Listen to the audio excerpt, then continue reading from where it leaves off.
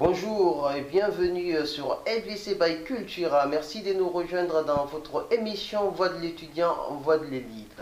Aujourd'hui, nous avons invité un jeune intellectuel de la diaspora guinéen d'origine.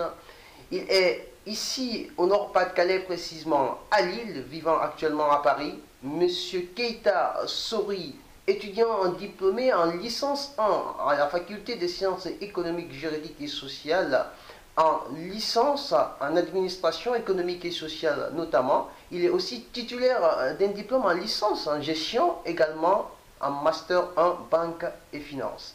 Il nous fait aujourd'hui le plaisir de partager avec nous son expérience lors de cette émission, de sa vie estudiantine, de son séjour d'études ici en France. Avec lui tout de suite, nous allons essayer de décrypter l'information relative à son parcours académique. Qu'est-ce qui lui a permis de transcender les difficultés pour atteindre son objectif d'études? Monsieur Sori Keita, bonjour. Bonjour. Merci d'avoir accepté notre invitation. C'est avec plaisir que nous vous recevons ici sur notre plateau. Alors, vous êtes titulaire de deux licences aujourd'hui à la faculté des sciences juridiques à Lille et en même temps titulaire d'un master en banque finance. Expliquez-nous brièvement comment est-ce que vous aviez pu tous ces diplômes.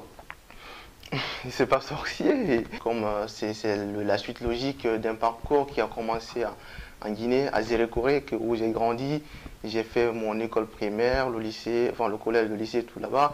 Et après, je suis venu en France. Donc, arrivé ici en 2009, j'ai commencé une licence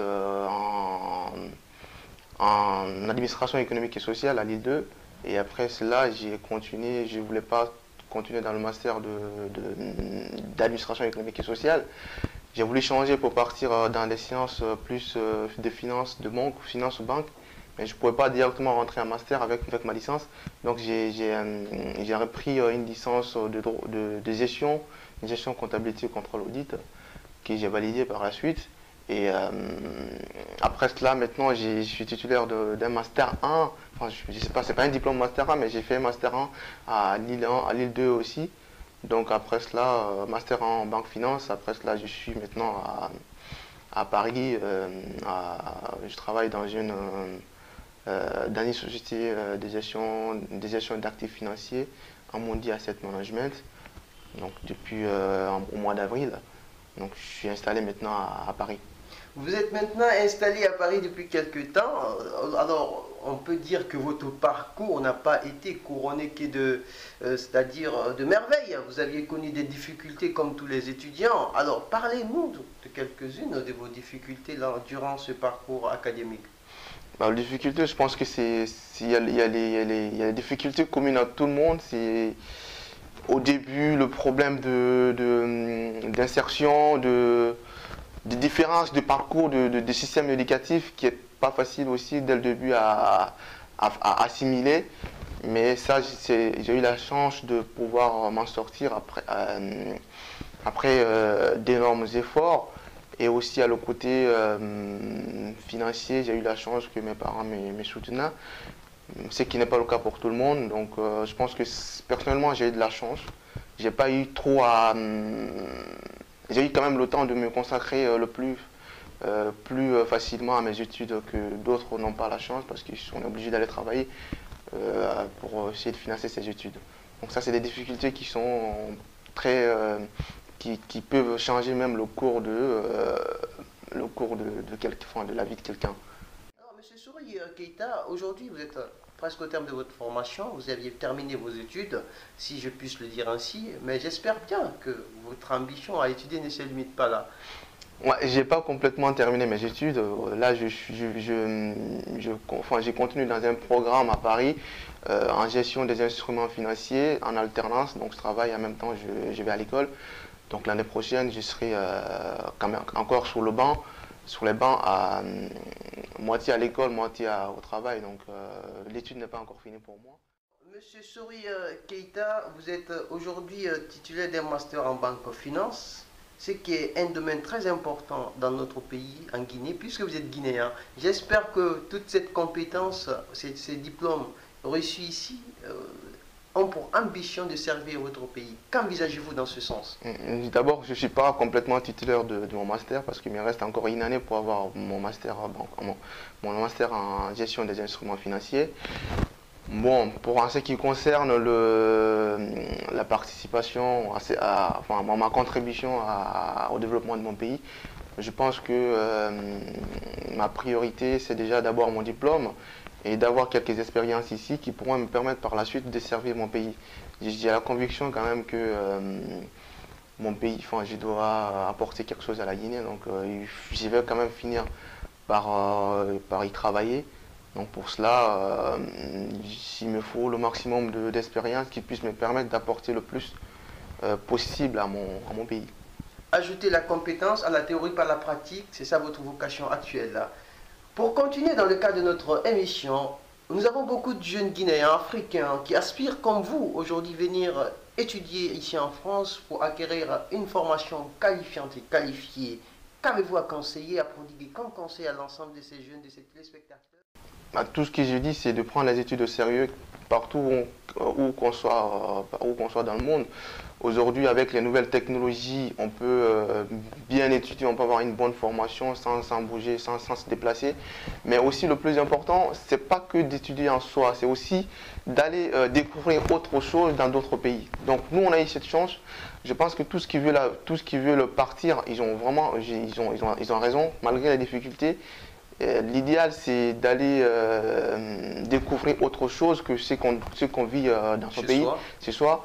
Donc, je les souhaite tous une bonne chance dans leur parcours pour pouvoir atteindre leurs objectifs.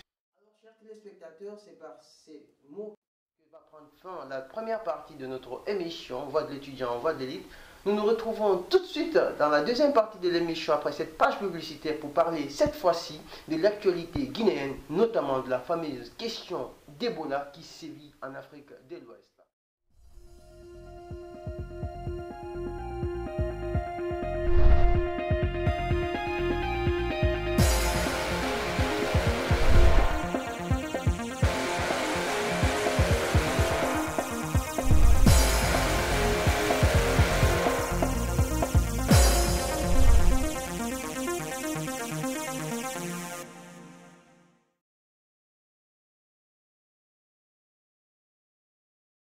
Nous nous retrouvons dans la deuxième partie de cette émission, chers téléspectateurs. Comme nous vous l'avons annoncé tout de suite, nous sommes avec M. Sori Keita. Il est jeune étudiant guinéen vivant en France, titulaire d'un double cursus, notamment en licence de gestion et en licence administration économique et sociale à la faculté des sciences juridiques et sociales à Lille 2. Aujourd'hui, en master en banque et finance, il suit un programme d'études en alternance à Paris. Monsieur Sori Keita, notre pays actuellement traverse une période très difficile de son histoire. Il est envahi par ce que j'appellerais ici la pandémie du siècle. Ebola est en Guinée-Conakry, en Sierra Leone et au Libéria. Quelle analyse faites-vous de cette situation? Personnellement, je ne suis pas expert de ce domaine, mais je trouve que c'est déplorable. Ça touche tout le monde de voir son pays atteint de cette maladie qui envahit tout sur son passage. Donc je pense que c'est quelque chose qui est très inquiétant, que ce soit pour les autorités guinéennes et aussi les populations guinéennes. Et pour le monde entier en général, parce que avec aujourd'hui la mondialisation, tous les pays sont interconnectés. Aujourd'hui c'est en Guinée, peut-être que c'est dans d'autres pays, donc je pense que c'est quelque chose qui touche à toute l'humanité entière. C'est quelque chose qui touche à toute l'humanité entière, quitte à situer les responsabilités. Aujourd'hui, nous avons franchi le cap des 1000 morts. Nous avons une forte mobilisation de ces autorités qui aujourd'hui ne ménagent aucun effort pour éradiquer ce fléau. Mais au départ, cette même mobilisation, cette même volonté politique ne s'est pas fait ressentir. Qu'est-ce que vous avez comme analyse par rapport à cette situation? Je pense que c'est un grand problème que nous avons aussi en Guinée, en Afrique d'une manière générale. C'est qu'on a du mal aussi, on n'a pas de système de santé efficace qui puisse prévenir ou faire face à ce genre d'événements. Mais en ce qui concerne les autorités locales, les autorités guinéennes en particulier, je pense qu'ils ont leur responsabilité dans ces événements parce qu'ils auraient pu peut-être prendre des mesures qu'ils sont en train de prendre aujourd'hui plus tôt pour éviter que la maladie soit plus répandue. Et aussi, en ce qui concerne les populations, on comprend que... Ils ont une part de responsabilité. Oui, mais les populations, on ne peut pas les accuser parce qu'il y a eu un problème d'information, de communication surtout. Oui, par rapport à l'épidémie des autorités. Donc il y a eu ces défauts de communication dès le début parce que j'ai même appris que, moi j'étais là-bas en Guinée, j'ai vu, constaté qu'il y a des gens qui refusaient d'aller à l'hôpital parce qu'ils se disaient qu'on contracte la maladie. Parce que les médecins parfois ils font le mauvais diagnostic et qui envoient des gens qui acheminent les gens vers directement. Voilà, des gens qui n'ont pas Ebola avec ceux qui ont Ebola. Par conséquent, ils sont automatiquement atteints. Donc, toute cette incapacité à faire des bons diagnostics, je pense que le gouvernement guinéen a sa part de responsabilité dans... Ça ne nous empêche pas quand même de saluer l'effort des autorités publiques, parce qu'il faut le dire, franchement, nous avons quand même constaté ces derniers temps les déplacements du président, du chef de l'État, notamment aux États-Unis, et aussi le ministre de la Communication, M. Makanera, qui fournit d'énormes efforts pour essayer de communiquer au maximum possible, même les villages, les confins de la Guinée. Ben, je pense que ces efforts auraient pu être menés au début c'est-à-dire de l'épidémie, de la situation de cette épidémie, ce qui n'a pas été le cas. Ça ne nous empêche pas quand même de saluer leurs efforts, mais en même temps nous leur disons, oui, vous auriez pu faire au départ ce que vous faites maintenant. C'est ce que vous essayez de nous dire en quelque sorte. Exactement, parce que au lieu d'attendre qu'il y ait des centaines de morts pour... plus de 300 morts, hein, plus de 300 morts déjà. Oui, pour se mobiliser, il aurait pu faire ça plus tôt pour éviter qu'il y ait autant de morts. Donc après, le mal est déjà fait. On ne peut que les dire que de continuer, de faire le maximum d'efforts pour ne pas qu'il y ait encore plus de morts. Plus de morts. Voilà, donc, en tout cas, la Guinée, les autorités locales publiques ont pu quand même mobiliser à travers les partenaires, les bailleurs et les États-Unis, notamment l'OMS, etc., la PAM, Programme alimentaire mondial, plus de 450 millions. C'est dommage, ces fonds auraient pu peut-être servir à autre chose. Oui, mais ça arrive parfois trop tard, ça s'appelle le médecin après la mort. Mais c'est pas déplorable, ça permet aussi de contenir la maladie, d'éviter qu'il y ait encore plus de morts. On ne peut que féliciter, c'est dommage, mais on pense que c'est une bonne initiative. Ce qui est aussi beaucoup à craindre, c'est les pays voisins, notamment la Sierra Leone, le Libéria, puisque aujourd'hui on a constaté quand même les autorités ont pu quand même maîtriser la situation dans certaines villes, notamment des villes qui sont atteintes par le fléau, sauf qu'à Guékédou, on a encore 11 cas, à Conakry, 4 cas qui sont aussi à Conakry, notamment 9 cas confirmés à Guékédou, Conakry, etc. On ne va pas rentrer dans tous ces chiffres exhaustifs, mais on peut dire qu'ils ont pu contenir la maladie, mais dans les pays voisins, la situation n'est pas telle qu'en Guinée. On craint donc que ça puisse encore y avoir, si vous voulez, un revirement de situation. Ouais, bon, ça c'est des problèmes qui doivent gérer aussi. Je pense que ce soit en Sierra Leone ou en Guinée, les mesures doivent être concertées. Sauf que la Guinée n'a pas l'intention, comme le Sénégal, de fermer sa frontière avec ses pays voisins, par soutien ou par solidarité, comme ils le disent. Qu'est-ce que vous pensez de cette situation? Et pensez-vous que la situation, les mesures prises par notre pays, nos confrères sénégalais, ont été dures face à la Guinée? Non, je pense pas, personnellement, je pense pas que ce soit méchant. C'est juste prévenir que la maladie ne se propage au Sénégal. Si ça s'est propagé au Sénégal, ça allait être le même cas comme ce qui se passe au Sierra Leone. Alors avant de se quitter, M. Soro Keita, nous tendons à la fin de cette émission, chers téléspectateurs, on va dire un mot aussi sur l'actualité concernant les drames de ce qu'on appellerait le drame de la plage de Robanet. Qu'en dites-vous? C'est encore déplorable, c'est dommage, c'est atroce, je pense que c'est des qualificatifs me manquent pour qualifier ce genre d'événements. J'ai du mal à comprendre comment est-ce qu'on a pu y arriver jusque-là.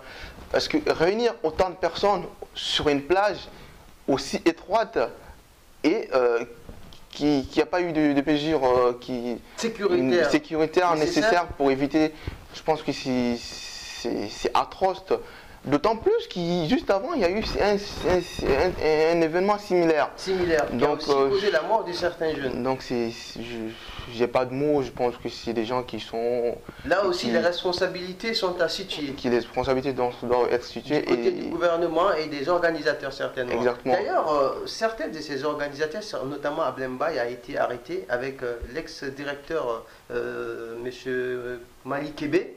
Qu'est-ce que vous pensez de cette arrestation? Pensez-vous qu'elle soit légale? Je pense déjà qu'il faut des enquêtes pour justifier, pour engager les responsabilités. Pour identifier les responsabilités et sanctionner, donner des sanctions exemplaires. Donc pour l'instant, moi je ne sais pas qui est responsable, qui n'est pas responsable. S'il y a une enquête en cours, la justice nous dira qui est responsable. Et pour cela, il faudrait qu'il y ait des sanctions. La procédure judiciaire dans le cadre de cette arrestation, vous la comprenez comment? Vous la situez comment? Je pense que c'est... Personnellement, j'ai reçu des documents à conviction qui prouvent que ces organisateurs, notamment Ablembaye Mali Kébé, avaient adressé des courriers au gouverneur de la ville de Conakry, et ainsi qu'au maire pour essayer, pour demander une autorisation d'organisation. Ce que ces autorités nient à bloc. Alors j'ai obtenu ces documents-là pour dire qu'eux, ils ont pris toutes les dispositions et demandé même à ce qu'ils soient soutenus sur le plan sécuritaire, mais aucune disposition n'a été prise par ces autorités publiques. Ce qui est aussi quand même quelque part un peu frustrant de la part de nos autorités. Oui, c'est frustrant, tu vois. C'est très malheureux parce que c'est des jeunes, si vous voulez, qui ne peuvent pas avoir de voix au chapitre face à ces pouvoirs publics. Donc, très facilement, ils peuvent se retrouver quand même dans la situation sans qu'il n'y ait de l'aide. Et c'est très malheureux pour notre pays. Même si quelque part, on ne peut pas nier totalement aussi les responsabilités en tant qu'organisateur. Ouais, comme tu le disais tout à l'heure, chacun se renvoie la balle. Le gouvernement dit non, l'autre côté on dit oui, qu'on l'a fait, l'autre dit qu'on n'a pas fait. Donc je pense que l'enquête doit déterminer quelles sont les responsabilités. Oui. Mais aussi, il faudra quand même souligner que la grosse responsabilité pourra aussi être les autorités. Il faudra qu'ils se mettent en question. Parce que pour ces genres de... Surtout des endroits, franchement, des salles de spectacle idéales à ce genre d'événements. C'est ça, ça manque cruellement à la Guinée parce que... D'ailleurs, ce sont des mesures qui vont être prises éventuellement. Voilà, c'est ça. Donc, si on arrive jusque-là, c'est peut-être qu'il n'y a pas d'endroit adéquat pour permettre aux jeunes de se divertir. Mais les autorités, quand même, ils devraient quand même se poser la question pourquoi on est arrivé jusque-là. Oui. À demander l'un des organisateurs pourquoi vous n'avez pas fait ça au Palais du Peuple, il m'aurait rétorqué que ça aurait pu être pire. Pire peut-être matériellement, mais je ne crois pas que humainement qu'on aurait arrivé quand même, qu'on aurait pu arriver à ce résultat. Moi, je ne sais pas trop la structure du Palais du Peuple actuellement. Ça aurait été pire ou pas. Il y a l'esplanade du Palais du Peuple qui accueille qui peut accueillir beaucoup de personnes. L'intérieur du Palais du Peuple, je ne pense pas que ça soit adapté. Tout ça, c'est des détails techniques que moi je connais pas trop. Donc je pense ça que relève de leur compétence. Voilà, donc il faudra faire le bon diagnostic pour prévenir. On va recevoir combien de personnes et éviter éventuellement ce genre de drame. Voilà, c'est ça. Alors, Monsieur Sori Keita, c'est par ces mots que nous allons finir cette émission. Encore une fois, nous vous remercions d'avoir accepté notre invitation. C'est un plaisir pour nous de partager aujourd'hui ce plateau avec vous, de partager vos expériences quant à votre parcours académique et de traiter de certaines de ces actualités relatives à notre pays, notamment la fameuse question d'Ebola qui sévit en Afrique de l'Ouest et qui a fait maintenant plus de 1000 morts, notamment en Sierra Leone, au Libéria, en Guinée-Conakry. Merci à vous d'être venus sur ce plateau. Quant à vous, chers téléspectateurs, c'est par ces mots que nous allons vous quitter. Mais avant, M. Sori Keita, votre dernier mot à nos téléspectateurs et à tous qui nous suivent en ce moment et aux Guinéens, notamment à la jeunesse guinéenne. Mon dernier mot, c'est de dire merci. Merci à merci aux téléspectateurs, l'équipe LVC qui fait un bon travail et qui donne la parole aux étudiants guinéens d'ici. Donc c'est une tribune qui nous permet de nous exprimer, même malgré que sur les moyens ne sont pas importants, mais je pense que vous faites votre maximum pour nous donner la parole. Je pense que je dis merci à vous principalement, aux téléspectateurs et merci. Merci à tout le monde. À très bientôt et on vous dit au revoir. Merci, M. Sori Keita. Ça a été un plaisir.